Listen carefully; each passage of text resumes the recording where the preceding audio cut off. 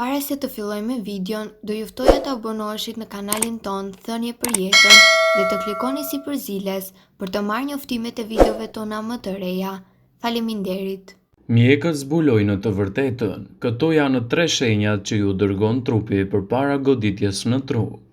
Goditja në tru është një nga shkaqet kryesore të humbjes së jetës në mbar botën.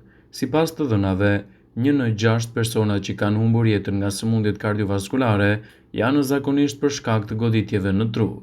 Sipas të dhënave, Organizata Botërore e Shëndetësisë zbuloi se goditja në tru është shkaku i dytë kryesor i humbjes së jetës në mbar botën dhe çoi në më shumë se 60 milion humbje jete në vitin 2019. Por, çfarë ndodh saktësisht kur përjetoni një goditje në tru? Goditja në tru ndodh kur në furnizimi me gjak në një pjesë të trupit pengohet ose ndalon papritur. Kjo në mënyrë tjetër ndalon ose parandalon indet e trurit që të marrin sasinë e oksigjenit që nevojitet për të funksionuar si duhet. Kjo çon në vdekjen e qelizave të menjëhershme duke shkaktuar pa aftësi afatgjat, madje edhe humbjen e jetës. Ndërsa qelizat e trurit vazhdojnë të vdesin, personi që vuan nga kjo simptom humbet aftësinë e tij ose të saj, të cilat kontrollohen nga zonat e caktuara të trurit të tyre. Shkaqet e goditjes në tru mund të jenë nga më të ndryshmet. Kur flasim për sëmundje dhe kushtet, e vetmja gjë që është e rëndësishme të theksohet është të kuptohet shkaku dhe faktori rrezikut që lidhet me këtë gjendje. E njëjta gjë vlen edhe për goditje në tru. Gjurmimi i simptomave është i rëndësishëm, por duhet të dish se çfarë shkakton gjendjen dhe gjithashtu a është e rëndësishme shenja që ajo po jep. Këto janë disa nga faktorët kryesor të rrezikut të një goditje në tru, sipas Health.com. Presioni i lartë i gjakut, përdorimi i tepërt i duhanit, probleme me zemrën që mund të çojnë në defekte të valvulës së zemrës, rritja e niveleve të glukozës në gjak ose diabetit, shtimi i tepërt në peshë ose obezitet, mosha, historia familjare dhe gjinia. Simptomat e goditjeve të heshtura të trurit që nuk duhet t'i injoroni, do t'i rendisim në këtë video. Sëmundjet dhe gjendjet vijnë me një sër simptomash që duhet të jenë në gjendje që t'i gjurmojmë ose t'i dallojmë sa më shpejt që t'jetë e mundur në mënyrë që të fillojmë procedurat e trajtimit. Dëgjoni këto simptoma vrasëse të heshtura të goditjes në tru që mund të jenë kërcënuese për jetën nëse nuk gjurmohen në kohë, citon Health.com. Dhimbje koke e papritur dhe e fortë që përkeçohet gjatë natës, nauze ose të vjella, vetdije të ndryshuara, papritma së ndjenim pirje ose dobësim në krah, në fytyrë ose në këmbë, ngatrimi të folurës ose vështirësi në folje, humbje e shikimit ose pamundësia për të parë si duhet, humbje e kontrollit ose ekuilibrave të trupit. Nëse vëreni këto simptoma, atëherë duhet të paraqiteni tek një mjek për të marrë trajtime të duhura, të cilat janë shumë të nevojshme edhe për gjendjen tuaj në vazhdimsi. Goditja në tru është vdekja e indit për shkak të ndërprerjes së qarkullimit të gjakut dhe dërgimit të dobët të oksigjeni në tru ose për shkak të këputjes së enëve të gjakut.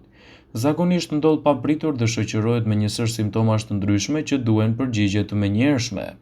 Shumë njerëz që përjetojnë një goditje pas disa kohësh vazhdojnë të jetojnë normalisht me disa ndryshime të rëndësishme të jetës. Ka 2 lloje të goditjes: infarkt ishemik dhe infarkt hemoragjik. Me ishemik, furnizimi me gjak i një pjese të trurit ndërpritet për shkak të bllokimit të një ene të gjakut. Me një goditje hemoragjike, ena e gjakut shpërthen dhe parandalon rrjedhje normale të gjakut. Rreth 85% e goditjeve në tru janë ishemike. Shkaku më i zakonshëm i dëmtimit të enëve të gjakut në tru që çon në një goditje është arterioskleroza, një sëmundje që çon në formimin e yndyrave mpiksjes dhe kalciumit në enët e gjakut që çojnë në bllokimin ose dobësimin e murit të enëve të gjakut. Ka disa faktorë që mund të ndikojnë në shfaqjen e një goditje dhe këto përfshin një dietë të varfër në të cilën mbizotërojnë ushqime tepër të kripura dhe shumë të yndyrshme. Përveç kësaj, pasiviteti fizik, konsumi i tepërt i alkoolit, pirja e duhanit, mosha dhe gjenetika janë gjithashtu ndikuese. Goditja në tru është me zakonshme tek gratë të moshuarit dhe mund të ndodhë edhe te njerëzit që kanë probleme të tjera shëndetësore si sëmundje të zemrës, diabet, çrregullime të koagulimit të gjakut, presioni i lartë i gjakut dhe kolesteroli i lartë. Një numër shumë i madh i grave se burrat humbasin jetën nga goditje në tru dhe sëmundjet kardiovaskulare. Por si t'i njohim goditjet në tru? Edhe pse shumica e simptomave të një goditje është e njohur, disa njerëz nuk reagojnë menjëherë kur ato ndodhin. duke përkecuar kështu pasojat që lindin nga pas. Sa më shpejt të kërkohet ndihma, aq më e lehtë dhe më e shpejtë do të jetë shërimi. Vetëm simptomat shfaqen në pjesë të trupit që kontrollohen nga pjesa e dëmtuar e trurit. Kjo do të thotë, goditja shpesh dëmton vetëm njërin anë të trurit dhe simptomat shfaqen më pas në anën tjetër të trupit. Kështu një goditje në tru përfshin paraliza të një pjesë të trupit, probleme me të folurin, ndjesi shpimi me gjilpër ose dobësim të duarve, të fytyrës, të këmbëve ose të njërës pjesë të trupit, kufizon dhe çorientimin, ndryshime të papritura në sjellje, probleme me shikimin, probleme me ecjen, humbje të ekuilibrit, marramendje dhe dhimbje koke të forta, të përzgjera dhe të vjella, dhe gjithashtu nëse vëreni këto shenja për një kohë të gjatë, drejtohuni tek mjeku. Tek femrat mund të shfaqen simptoma shpesh specifike, të cilat shpesh ngatrohen me simptomat të një sëmundje tjetër përkatësisht, të fikt, dobësi, gulqim, halucinacione, lemza dhe dhimbje. Duke reaguar sa më shpejt që të jetë e mundur, parandalohet dëmtimet e përhershme të trurit, pa aftësia dhe humbja e jetës. Por a mund të parandalohet një goditje në tru? Ndryshimet e jetesës dhe shmangja e rreziqeve dhe shkaqeve të ndryshme të goditjeve në tru mund të rezultojnë në rrezikun e shfaqjes së saj.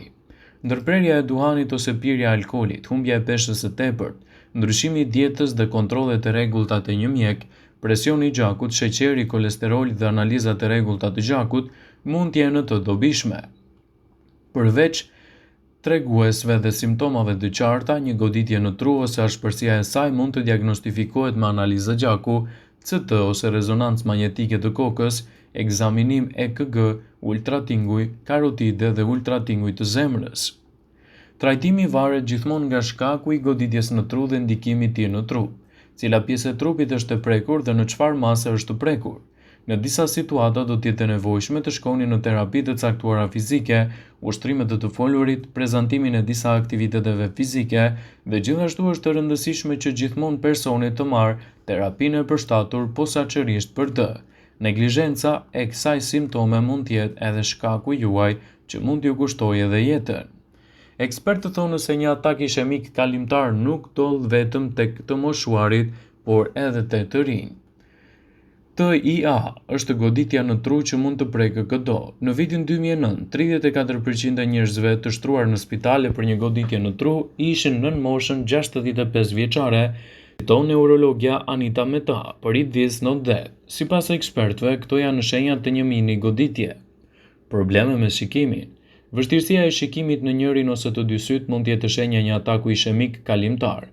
Humbje e përkohshme e shikimit mund të jetë shenjë goditje të afërt, si dhe goditje që tashmë ka ndodhur dhe kërkon kujdes të menjëhershëm mjekësor.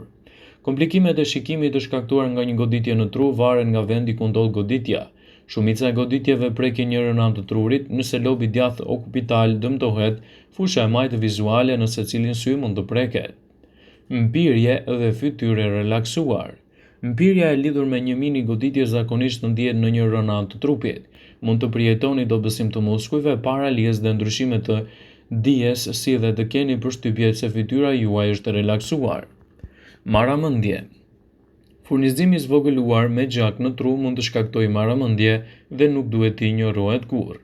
Një goditje në tru është një ndërprerje e shkurtër e rrjedhës së gjakut në pjesë të trurit, palcës kurrizore ose të retinës, e cila mund të shkaktojë simptoma të përhershme të ngjashme me goditje në tru, por nuk dëmton qelizat e trurit ose shkakton paaftësi të menjëhershme. Vështirësia në të folur. Vështirësia në të folur ose të kuptuarin në të folurit mund të jetë një shenjë goditjeve në tru. Neurologu Brett Kuçira thotë se një fytyrë e varur, një dorë mpir ose e folur e paqartë janë shenja të goditjeve në tru, dhe trajtimi është koha dhe çelësi i parandalimit të këtyre shqetësimeve. Është e rëndësishme që nëse përjetoni shqetësimet të cilat i përmendëm më herët në këtë video, t'i adresoni ato menjëherë tek mjeku juaj, pasi në të kundërt neglizhenca mund të krijojë edhe çaste përfundimtare të dëmtimit të shëndetit tuaj. Vëmendje. Ju bëjmë me dije se informacionet në këtë video kanë për qëllim që të plotësojnë, të mos të zëvendësojnë këshillat e mjekut tuaj ose ofruesit të kujdesit tuaj shëndetësor, dhe nuk kanë për qëllim që të mundësojnë të gjitha përdorimet e mundshme, masat paraprake, ndërveprimet ose dhe efektet e tyre negative në shëndetin tuaj. Pasi ta dëgjonit këtë video, do ju ftoja t'i bënit like dhe ta shpërndanit atë në profilin tuaj në mënyrë që të informohen dhe miqtë e tu.